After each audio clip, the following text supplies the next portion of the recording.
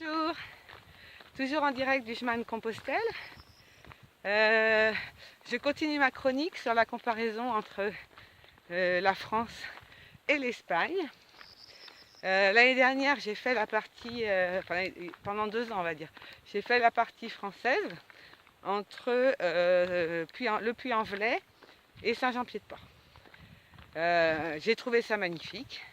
Entre Puy-en-Velay et Figeac, c'est splendide.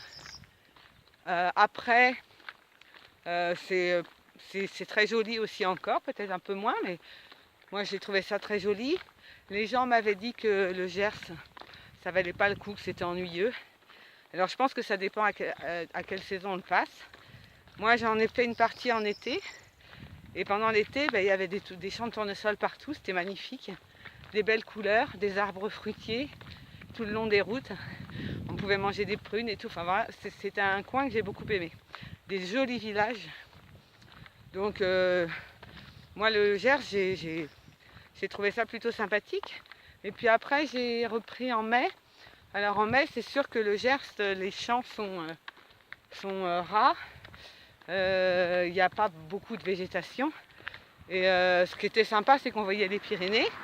Et que tous les jours, on s'approchait un peu plus des Pyrénées, ça donnait un petit objectif. Et puis l'entrée dans le Pays Basque et les Pyrénées, c'était superbe. Donc franchement, sur la France, moi je me suis jamais ennuyée. J'ai trouvé ça joli partout. Pour l'Espagne, entre Roncesvalles et puis Pampelune, c'était très vert. Très humide aussi, parce que comme vous le savez, j'ai eu 2 jours, presque 3 jours de pluie. Mais c'était joli, hein, très vallonné, très vert, des forêts très denses, tout ça.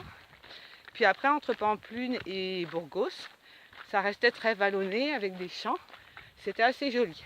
Donc cette partie-là était très très sympa. Par contre, depuis Burgos, si vous avez peut-être remarqué sur les dernières vidéos, le paysage est toujours le même. C'est plat, avec des champs à perte de vue. Il fait très chaud aussi. Et donc, le chemin est assez ennuyeux. En général, on marche sur des chemins qui sont le long de la route, entre les champs, quoi. Alors, il arrive de temps en temps qu'on ait un champ de coquelicots ou des violettes, etc. Et que ça soit du coup un peu plus coloré. Mais franchement, depuis 4-5 jours, je vous assure, je prends très très peu de photos. Heureusement, j'ai marché pas mal avec des gens sympathiques. Ça m'a permis de trouver le temps un peu moins long parce que le paysage est très plat dans les deux sens du terme. Voilà, alors la Galice, donc ça risque d'être un peu plus vallonné. J'espère que ça sera plus joli.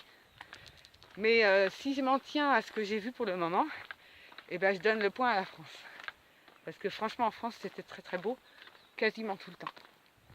J'espère que mon entrée en Galice et la traversée de la Galice va remonter un petit peu le niveau et que ça sera un peu plus joli par là-bas. Mais voilà, un point pour la France sur ce qui est des paysages. Donc si vous avez suivi cette chronique depuis quelques jours, eh bien, on en est à 2 pour la France et 1 pour l'Espagne.